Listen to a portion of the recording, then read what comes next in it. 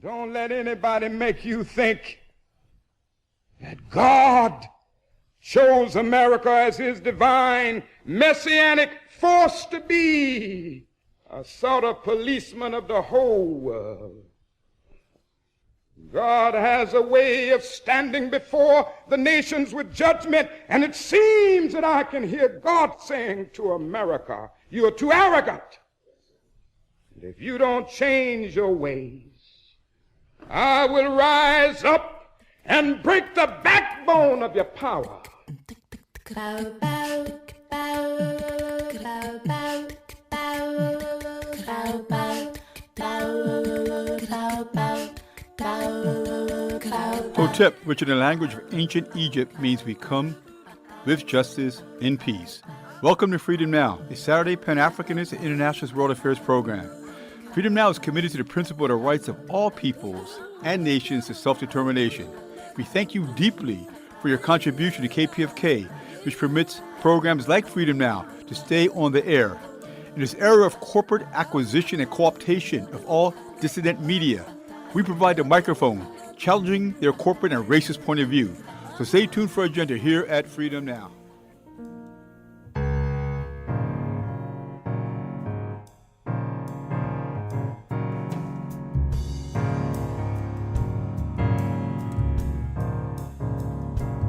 Tabarigani, this is Sister Thade with Freedom Now's agenda for this Juneteenth weekend, Saturday, June 21st, 2025. Today's central theme is Black women writers. We commence with our ancestor, Didan Kamathi, in the African Drumbeat Historical Calendar. Then, prolific author, radical historian, professor of African American Studies at the University of Houston, and Freedom Now co-producer, Dr. Gerald Horne interviews Kendra R. Parker, Associate Professor of African American Literature at Georgia Southern University, and author of the book Understanding Octavia E. Butler. And later in the hour, Dr. Horne interviews David Waldstreicher, Distinguished Professor of History at the Graduate Center at the City University of New York, and author of the book The Odyssey of Phillis Wheatley, A Poet's Journey Through American Slavery and Independence. Join us tomorrow for more Juneteenth celebrations in Africatown Leimert Park, especially the reparations booth with Africatown Coalition. Also,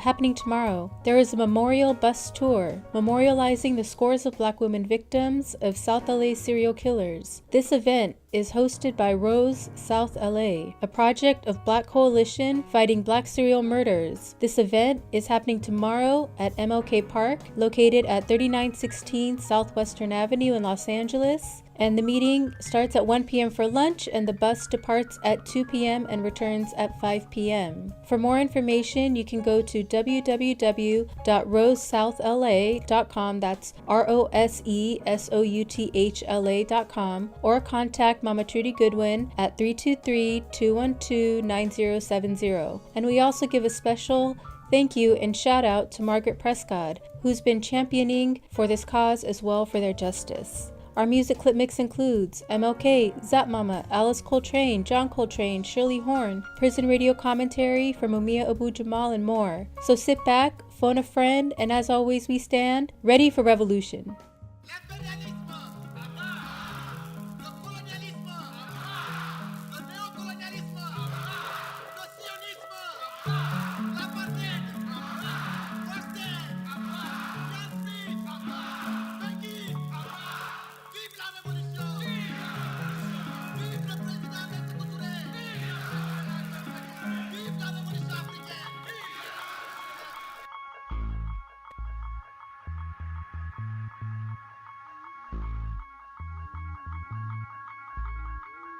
Maweni Ikai, this is Didan Kamathi with Freedom Now's weekly African Drumbeat Historical Calendar with significant dates and events of oppressed peoples and our continued struggle for liberation from racism, class chauvinism, and gender oppression by the oligarchical ruling class of the United States. June 23rd, 1900, Ya Asatwa, an African warrior queen, brings together African kingdoms and a Pan-African anti-imperialist united front to defeat the British colonial forces in the Gold Coast of Ghana. June 23, 1974, the 6th Pan-African Conference is held in Dar es Salaam, Tanzania, heralding the evolution of the political demands of the peasants and the workers of Africa as central to the struggle against neocolonialism and globalization by the liberation forces. June 23, 2000, Florence Ray Kennedy, an African women liberation leader, made a quotable statement: "If men could get pregnant, abortions would be a sacrament." Flo was a witty, flamboyant activist in the United States. As a teenager, she organized a boycott of Coca-Cola distributors for not hiring African workers. She graduated with honors from Columbia University and was denied admissions to its law school due to her gender. She successfully sued and won and was a legal counsel for Jamil Al-Amin, aka H. Rap Brown, as well as for the New York 21 Black Panthers. She was in the vanguard of fighting for women's rights. June 24, 1952, Te Puera, a Maori princess of New Zealand, was a cultural and social leader. She crosses over. She defined customs by attending New Zealand schools, and with her education, she revived the traditional Maori agricultural, craftsmanship, art, and spirituality, thought long lost in the face of European colonialism and cultural imperialism. June 25, 1975. Mozambique becomes independent after 12 years of war against the combined forces of the Portuguese, the South African racist government, and the United States and Western Europe. Samora Machel, who was elected president, headed the socialist party called the Front for the Liberation of Mozambique. June 25, 1876, Mary Crawler was reputed to be the only Native American woman who fought at the Little Bighorn in Montana. There, a mighty alliance of the Sioux nations defeated the racist General Custer and his colonial European army forces. June 26, 1919, the Universal Negro Improvement Association and the African Communities League, headed by Marcus Mosiah Garvey, established the Black Star Shipping Line to promote trade and repatriations of Africans in the diaspora to Africa for Africa's liberation and development.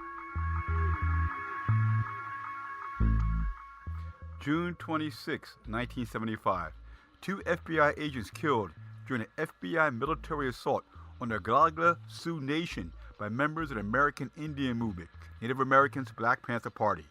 Leonard Peltier is framed up for the murder and is internationally recognized as a U.S. political prisoner, still incarcerated. June 27, 1905, the Industrial Workers of the World, a trade union movement, was founded as a response to the sellout of the American Federation of Labor to big business and the mafia.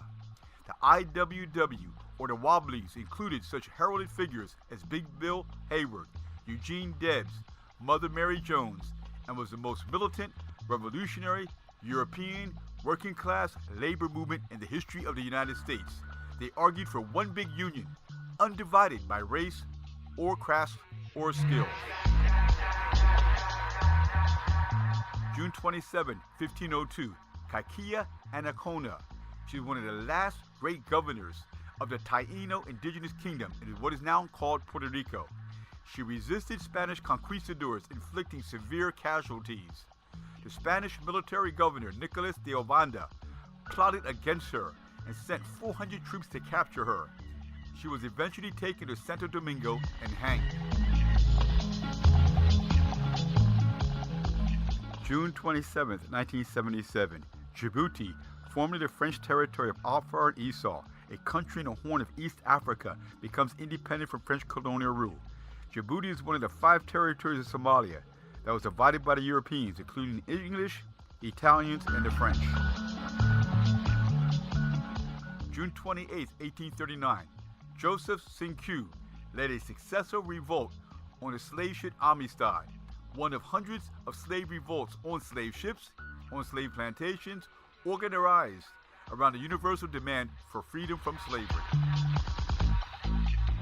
June 28, 1964, Malcolm X founded the Organization of Afro-American Unity, the OAAU, was designed to be inclusive of Muslims, Christians, atheists of all religions, as a united front to focus on the common struggle of Africans in America and Africans in the continent into one powerful, united force against racism and colonialism.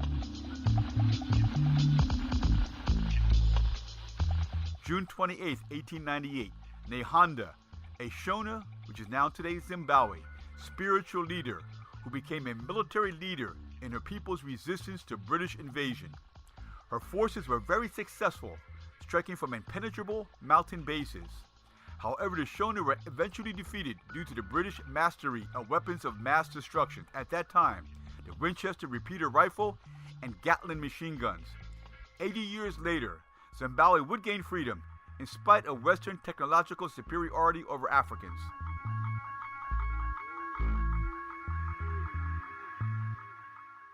June 29, 1941. Kwame Ture, formerly Stokely Carmichael, was born in Trinidad. Kwame was a leading organizer in the civil rights movement in SNCC, the Student Nonviolent Coordinating Committee, a leading organizer in the Black Power movement, as a Prime Minister of the Black Panther Party, and a leading organizer of Pan-Africanism, as a lead organizer in the All African People's Revolutionary Party. Kwame Ture was the secretary of Kwame Nkrumah, the first president of independent Ghana, and member of the Central Committee of the Socialist Party of Guinea. He advanced Pan-Africanism throughout the world. Pan-Africanism is defined as a total liberation and unification of Africa under scientific socialism, which, when achieved, will provide a national homeland for black people, African people throughout the world, especially the diaspora.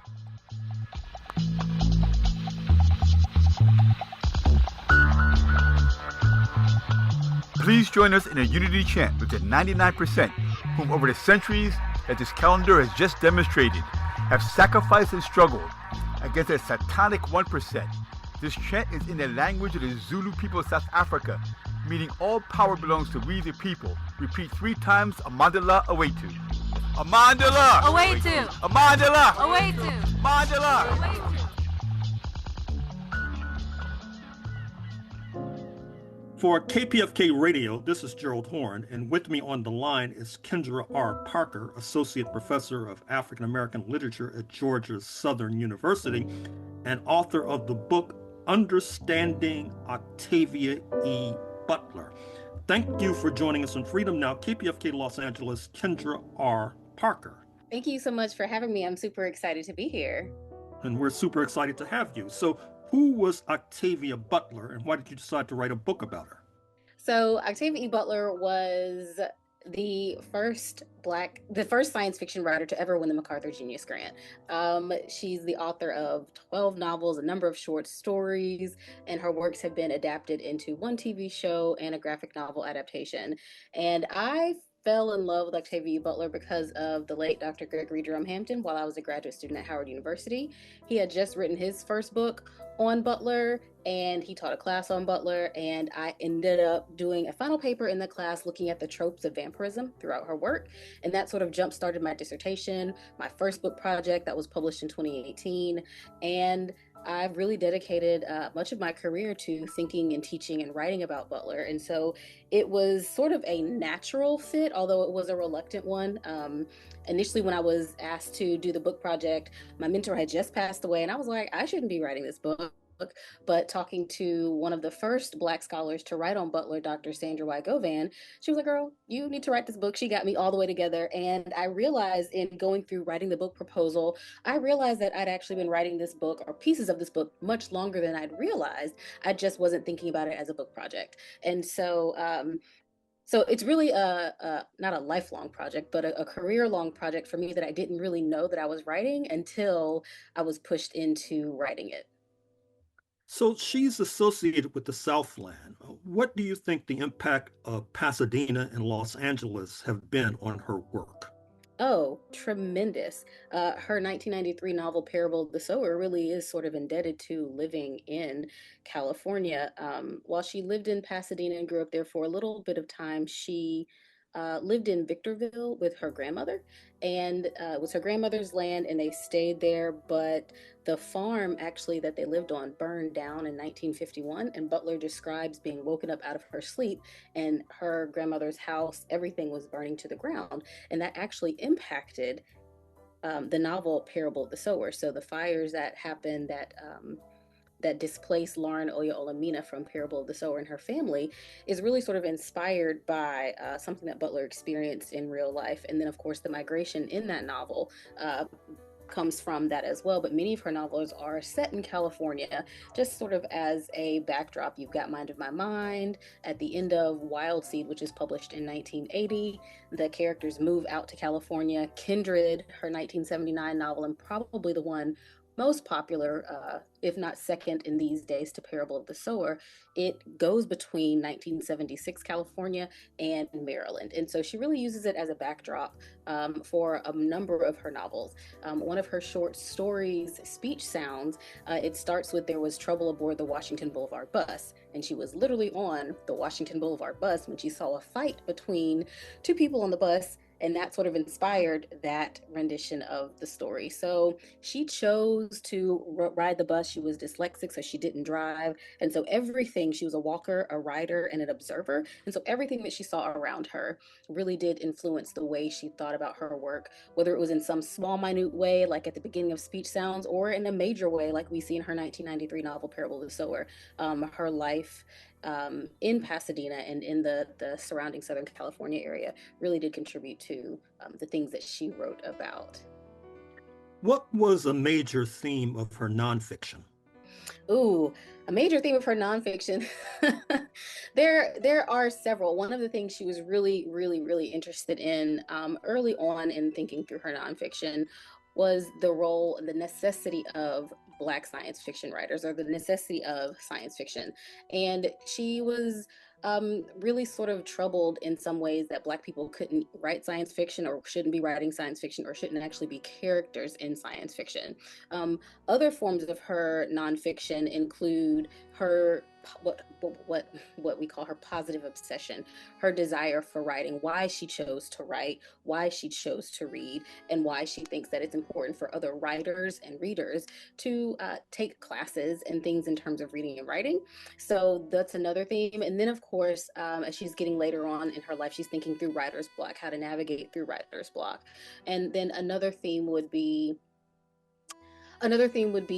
thinking through the end of the world, the apocalypse, like what can we do now? So her writing was sort of trying to get people to look at the past and the present to help make a better future, thinking through some of those things. So her nonfiction is sort of wide ranging, but there are particular threads that run throughout that work. Speaking of the apocalypse, what does her work have to say about environmental issues? Oh, she would be so deeply devastated by everything where we are now. So of course we all know about the wildfires in LA, Pasadena, and Altadena earlier this year, and many people looked to her novel Parable of the Sower like, oh my gosh, Parable of the Sower sort of foretold this. And like I said earlier, she was really thinking about her childhood and the fire there. But she would be deeply disappointed that we haven't heeded any of the warnings past, things that other environmentalists have been talking about. So whether it's looking at water shortages, the water crisis, the wildfires, she would be so deeply disturbed by all of those things, with the gutting of the EPA these days, but funding prisons, defunding libraries, but not funding environmental things, the layoffs at the CDC.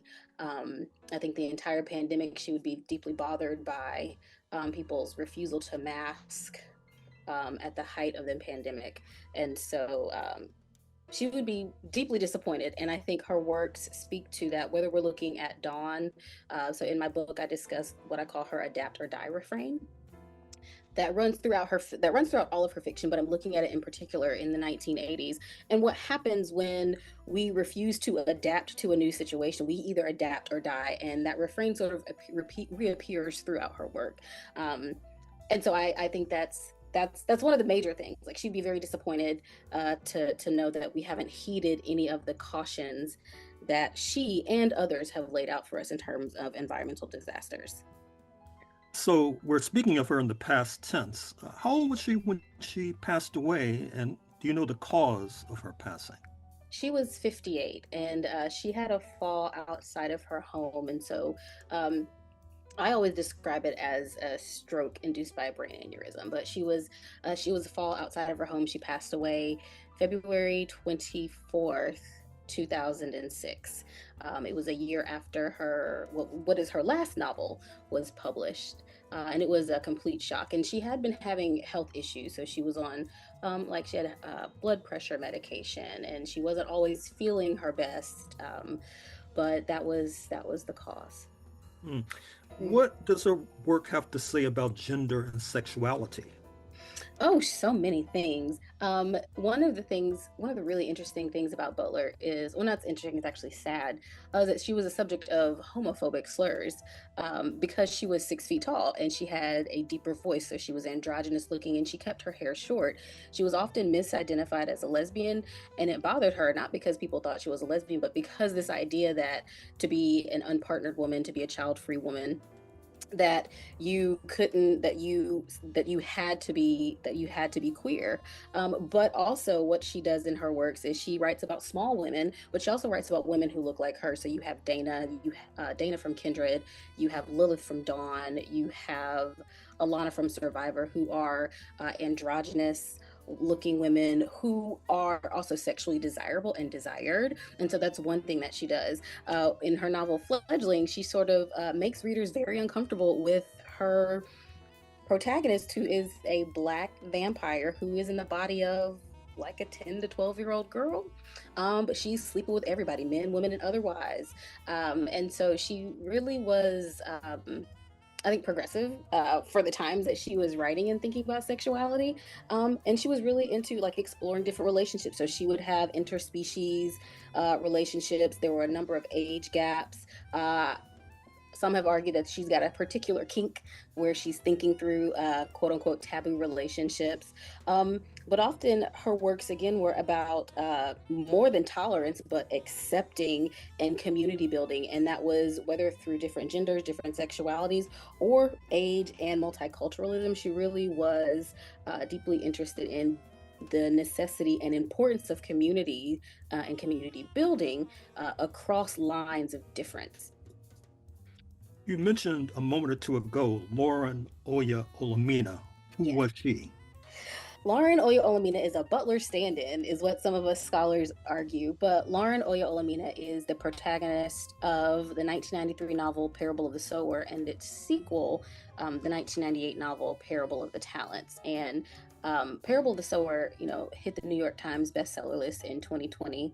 There was the refrain Octavia tried to tell us. And because there were so many things in these novels, Parable of the Sower and Parable of Talents, that really just made people be like, oh my God, Butler was way ahead of her time. And so the novel Parable of the Sower starts off with Lauren as a 15-year-old girl who is looking at the world around her. Starts in 2024, July 20th, 2024 is the first day of the novel. And she's looking at the world around her and she's making a plan because she knows that her gated community is not going to last and she intends to survive. She's making plans. She's got her survival bag to go. And she's also in the process of developing this ideology, this philosophy, this religion called Earthseed. And the idea of Earthseed is that God is change. And she doesn't believe in her father's God, the Baptist preachers. Lauren's father is a Baptist preacher. And she doesn't believe in her father's God because she says he's manipulative, but she's looking at God is change, that the only lasting truth is change. And what she ends up doing is once her neighborhood in California is destroyed, she sets out on foot to find, going on a pilgrimage north, to find and found a space for her and others like her to build a community that's rooted in sustainability, mutual aid, and collective work and responsibility.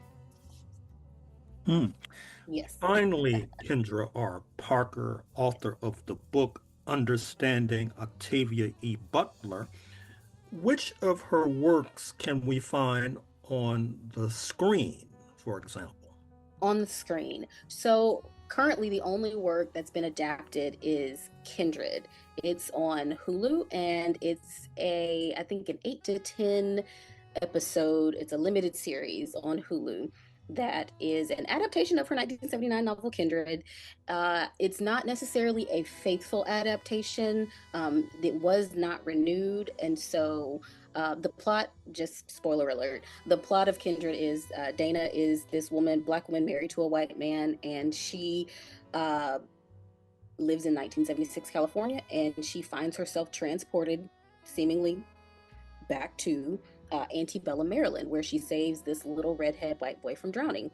And then she immediately is back in 1976 with her husband, and they're trying to figure out what's going on. And she makes several trips back, and she realizes that anytime Rufus, her white slave-owning ancestor in the past, his life is in danger, she's called back, and she realizes that her job is to save him so her ancestor can be born, and so she can be born and exist in the future. And so that's the novel, and the TV show does some of that work. They modernize it a little bit, and so Dana's character has a cell phone, of course, and doing some interesting things.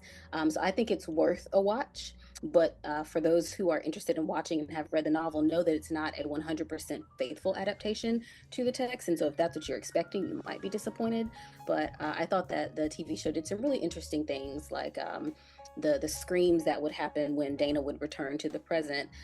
They sort of go unnoticed in the novel. And here we have the added threat of police showing up to her house, white neighbors looking in, trying to figure out what's going on, and then navigating this relationship with her white partner as well. Well, I'm afraid we're going to have to leave it there. Kendra R. Parker, author of the book Understanding Octavia E. Butler. But thank you for joining us on Freedom Now, KPFK, Los Angeles. Thank you so much for having me. This is Sister Flora, and you are listening to Freedom Now at KPFK 90.7 FM in occupied Mexico, including Los Angeles, 98.7 FM Santa Barbara, 93.7 FM in San Diego, and streaming live on the web at kpfk.org. Today's program, as well as 10 prior editions, can be reheard at kpfk.org/audio archive, and scroll down to Freedom Now. From 12 to 1 p.m., following Freedom Now is our sister Assumpta, with Spotlight Africa addressing issues facing Mother Africa. For a truly alternative international perspective on world affairs, check out RTTV Russia, CCTV China, and online at Presna, Latina Cuba Telesur Venezuela, News 24 South Africa, and Press TV Iran. And now we go to our prison radio commentary with Mumia Abu Jamal on the music and Ricky Vincent.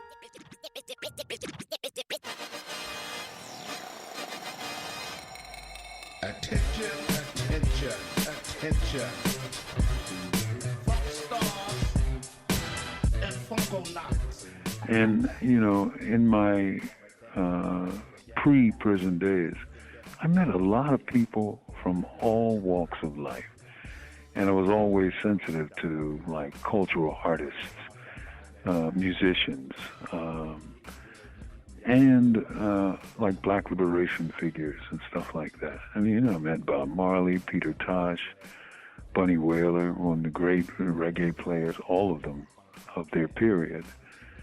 The Pointer Sisters, Steel Pulse, a reggae band from England.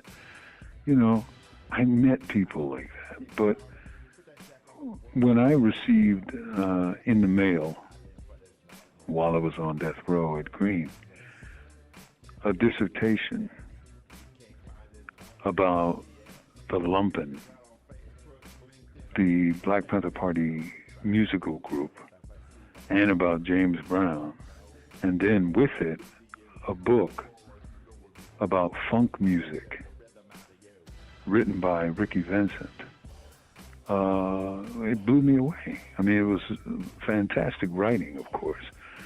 But what I learned about James Brown transformed my thinking about James Brown. And even though I concluded that he was one of the most influential musicians of the 20th century, right? Think about this.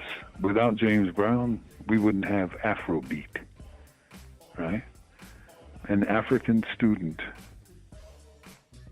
came to a James Brown concert when he visited America, and it blew his mind. His name was Fela, and he became the heart of that movement, the Afrobeat movement in Nigeria. And it was all because of James Brown and the funk that he brought. Well, when Ricky was writing about James Brown, it really gave me a deep feeling that JB was a musical revolutionary, right? And he exercised that power in the following way. When Martin Luther King was assassinated, over 100 American cities shot up into flames of anguish, despair, anger, and rage at what happened to Martin Luther King. 2 cities did not burn that night. One was Oakland, California, because young Panthers went around and told people that a riot is not a revolution, and that, revolutions had to be organized, and to come to the Panther office the next day, but don't go out into the streets because they would be hurt or killed by the cops. So there was no riot in Oakland.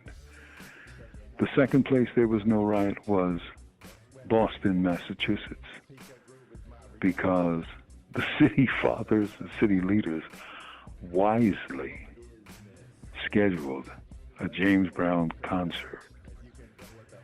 And people were like, riot or James Brown? James Brown or riot? Riot or James Brown? And they chose James Brown, and they came out to the concert. And he gave a speech to the people, But it was like the power of his music. At that time, James Brown could not put out a record that would not soar to number 1 on the R&B chart. He couldn't do it. Every record he released sailed to the top of the R&B charts because his stuff was that funky. And because of his cultural power and presence, people went to his concert rather than into the streets.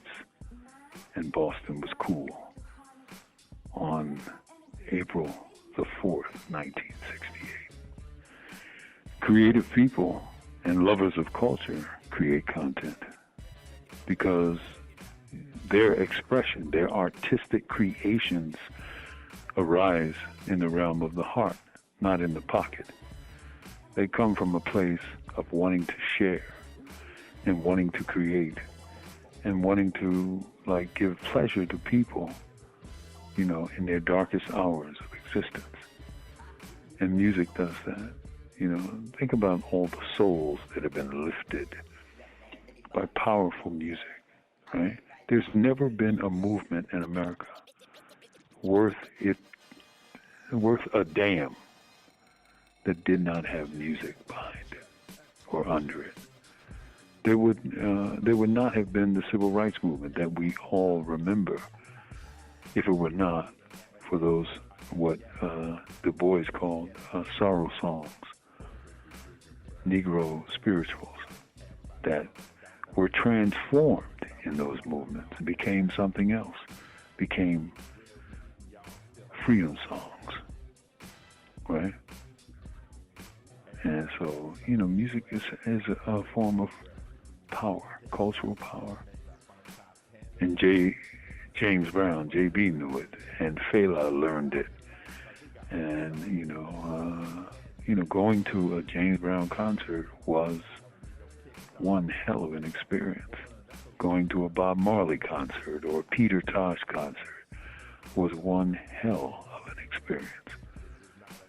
You shared a taste, a glimpse of new life.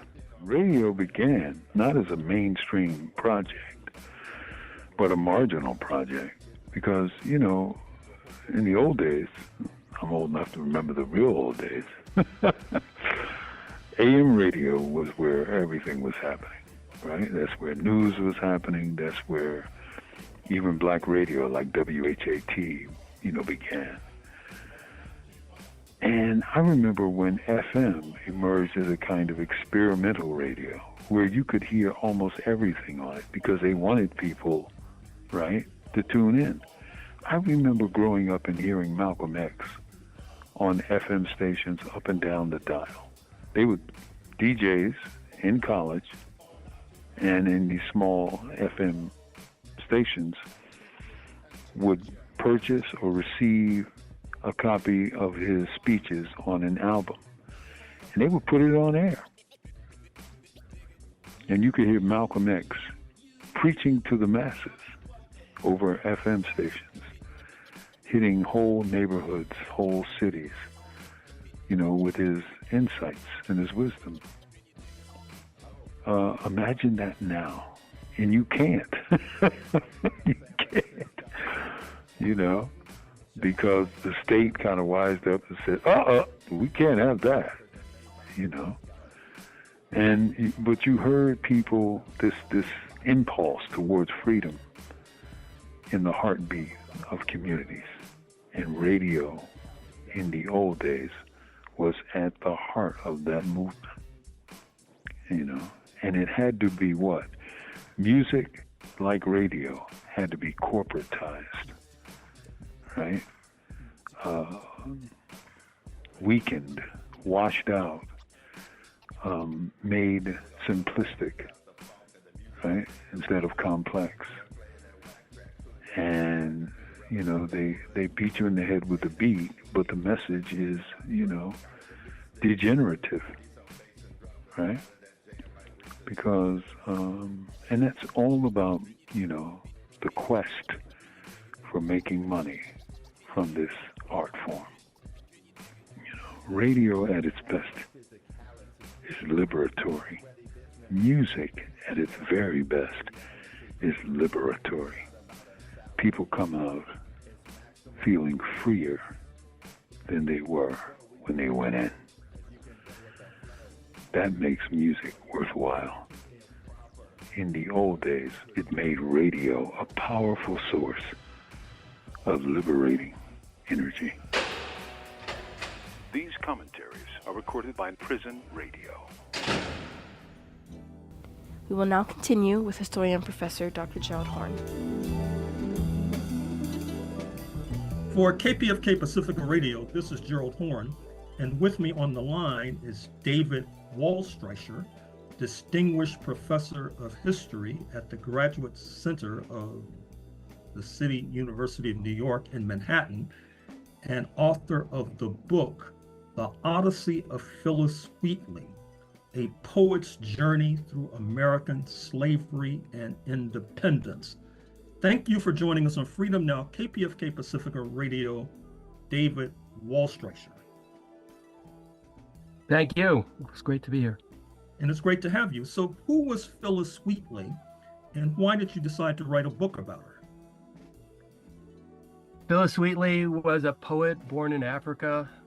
She was the most famous person of African descent in Anglo-America during the late 18th century because she was the first to publish a book, the third woman to publish a book, American woman to publish a book in English. And she became well known during her short lifetime transatlantically for writing extremely good English verse that drew attention for being not only skilled but interesting. And she was used as an example, even during her lifetime, of what Africans could achieve in ways that were implicitly anti-slavery and which then drew pushback against that notion from those who wanted to defend slavery. Mm-hmm. And how did you stumble onto this topic? I had written a bit about Wheatley in a couple of other books, and she often came up when I taught courses on early America and on slavery and anti-slavery. And especially when I taught a course at Temple University when I was teaching there on the literatures of slavery and anti-slavery. The discussion we had about her was particularly rich and even controversial in the classroom because of the different ways that people in the class read her, depending on what they knew about her, what they assumed about her, what they had already learned, and in relation to the other texts that they had been reading. And I guess I should just say flat out, she hasn't always been considered an anti-slavery or pro-black figure, and that was evident in the discussion. And I thought that it was a really exciting way to show how early the controversies over figures like Wheatley, black figures who were intervening in public life, how early they became controversial was, and it kind of served my aims of the course to kind of push the conversation about historical pro-slavery and anti-slavery and racism and anti-racism back further in time. So I began to think after that teaching experience that maybe I was the right person to attempt something ambitious in terms of putting her really in the context of the American Revolution, which hadn't really been done by a historian before at any great length. Now, you say that she was born in Africa. Do you know in contemporary terms what part of Africa, and what was her relationship to the continent and her work? She came over on the ship named Phillis, which in 1761, and she was about 8 years old. She refers to several different locations in Africa in her poem. She refers to Ethiopia, she refers to pleasing Gambia's shores. And these are kind of tropes in big regions. She never specified anything more particular. The closest we can really come to knowing where she was from is looking at the voyages that the owner of the ship, whose name was Timothy Fitch, and the ship captain Peter Gwynn, where they were and the orders that Fitch gave to Gwynn about how to proceed on his voyage, which he may or may not have followed, which, like a lot of ships in the 1750s, would have meant probably going to the Senegal River Valley first and then proceeding on down the coast. So that makes it a higher probability, and that's that she's from what would now be Senegal or Ghana or Gambia. But those are really just, and also these are areas where the British were doing more slaving in those days. So, but those are just probabilities. But that's the reason why, if you look her up on a Wikipedia page or in a basic reference book, you'll often see that she was from Senegal or one of those modern nations. But she could easily have been from further interior, and she could easily have been trafficked for years before she ends up in Boston, because that was often the case with younger slaves, pawned slaves. I think she had a cosmopolitan experience before she ever got to Boston, and I think that's kind of more important than where she may have been born or the lands that she may have remembered from her young age. Well, I think she could have remembered lots of things because she's a genius. I mean, I don't doubt that she remembered things. It's just that she didn't they weren't recorded as specific place names or even nations or regions of Africa. So how was Africa reflected in her work? Well, that's the part that's always been controversial. There are poems in which she seems to express gratitude for no longer being in Africa, in which what she's really saying is that she's glad that she's a Christian now. And then there are other poems increasingly over time where she makes it clear that she was stolen, that her father, her family experienced tremendous loss, and where there's one that she writes to British naval officers in which she kind of mocks them for imagining that she's from this peaceful pastoral African land. And she said, yeah, well, that was true, but before the slave trade. She's quite aware of how, like the white people who are her primary audience don't want to hear certain things and don't want to hear other things about Africa and the slave trade. And so she's very, very careful about it. But I think that over time, it's very clear that she was saying more, and that also that another thing is that when one prominent evangelical and colonizationist proposed sending her back to Africa in order to be to convert natives, she said, I'm really not, that's not really a good idea, because, I don't know anything about these people. It's been a long time since I was there, and they will basically look on me as strangely as some of you white people look on Africans, and that so she mocks the whole idea. So she's very aware of the already complicated politics of talking about Africa in Anglo-American context, and so I think it's also very clear that whatever her feelings were about Africa, we don't really have direct access to them. The important thing is the politics of it, and she's becoming increasingly sophisticated about how to talk about that by the 1770s. What was her relationship to Thomas Jefferson, the third U.S. president? Well, it's a posthumous relationship, because Jefferson talks about her disparagingly in his Notes on the State of Virginia, which he began to write in the early 1780s, but only published after the first version of after she dies in 1785. And if you look in the manuscript, which is actually on the Massachusetts Historical Society has online, it's clear that he's sort of crossing out and adding things, the parts that are related to Wheatley. Basically, my take on this is that Jefferson was very aware of Africans who were writing against slavery and against race, and he mocks several of them as part of his larger agenda of defending Virginia and America against accusations of hypocrisy.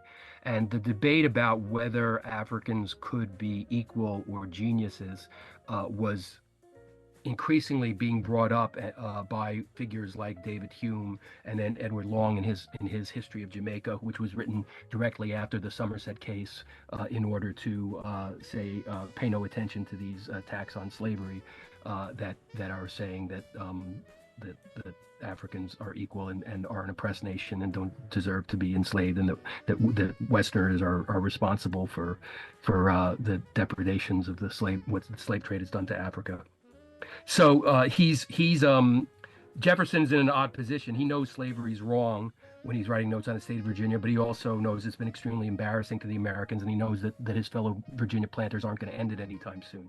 So he makes this move in this long chapter on the laws, in which he says that Africans can't that he has this suspicion that they're unequal, and that when they eventually become free, they need to be sent back to Africa. And so he adopts Long's racism, and he says it's just a hypothesis, this early scientific racism, where he says just a hypothesis that they're not equal. And look at the Greeks and the Romans, slaves produced all these poets, and they were white, and that's why they produced poets. But the Africans may be good at music, but they're not good at literature or other higher arts. And so it's this elaborate, really horrific argument that he's making at great length in order to kind of have his theoretical anti-slavery, but not have it be politically damaging to the Americans. So her relationship to Jefferson is really like he's pushing back against the rather different relationship that she had with other founding fathers and influential political figures like Lord Dartmouth and George Washington and Benjamin Franklin, who did this complicated diplomatic dance with her when he met her in London when she was there in 1773. He's part of a backlash against all that in the 1780s. And he's the founding father we think of when we think of with Wheatley, because she's so right there in his famous book, and it's such a great example of the racism and not effective anti-slavery or pro-slavery of the founding fathers. But it's really the end of this of Wheatley's story, and it only exists, I think, because he knew that she was dead and she couldn't write back, which she would have been quite capable of doing, and I think what she had done in other cases when confronted with this kind of nonsense. So how and why did she learn Greek and Latin? Well, it's what the White Wheatleys say in the frontispiece of her book is that she'd been beginning to study Latin and had made some progress in it. So she doesn't ever actually write anything in Latin. We don't know how good her Latin was. What we do know, what is very clear, is that she's very familiar with Greek and Latin poets in translation, which is what, I don't know, 95% of the people who read these poets like Homer and Horace and became entranced by them. Most of them read contemporary translations by people like Alexander Pope and George Coleman, and it's quite clear in the kind of the way she quotes them and just their general popularity that's what she's familiar with, and she's not at all unusual in this. Even in those pages of Notes on the State of Virginia, Jefferson shows off his knowledge of the original, but he also talks about Pope, and he also uses Pope's translation. So it is a big deal that she is participating in this neoclassical discourse and participating in it extremely knowledgeably and intelligently, but it's not dependent on her actually having studied Latin in school or being adept at it. So what does she have to say about slavery? Well, I think it's increasingly, very carefully and subtly, she's pushing back against it. She's suggesting that slavery is unjust and that it is oppressive, and that people like her long for freedom.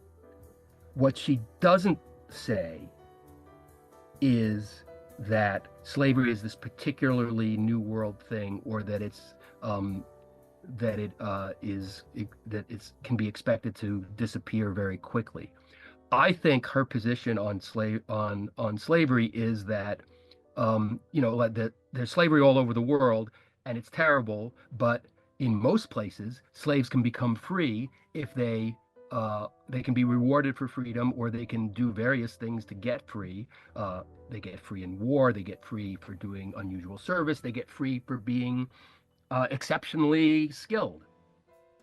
And I think that's how she sees herself, and that's what she's trying to do. But she knows that it has political implications, and she knows that at a time when the Americans are saying that they are nearly being enslaved by being oppressed by British taxes and imperial governance, that slavery is it's not exactly clear what it means. It doesn't just mean one thing, and that means that it can be attacked on normative grounds, and she like others are starting to do that. And so her relationship with it is evolving, and in relation to this politics that is expanding and complicated in the 1760s and 70s and 80s. I'm comfortable saying that she was anti-slavery, but she's not. But you wouldn't want to say that she's an abolitionist, because she doesn't call for the immediate end of slavery or make that her main political goal. I think she knows very well that wouldn't be very effective coming from her, and that she would lose her audience immediately. So we don't see that happen. That said, I think it would have happened eventually if she had lived. Mm-hmm.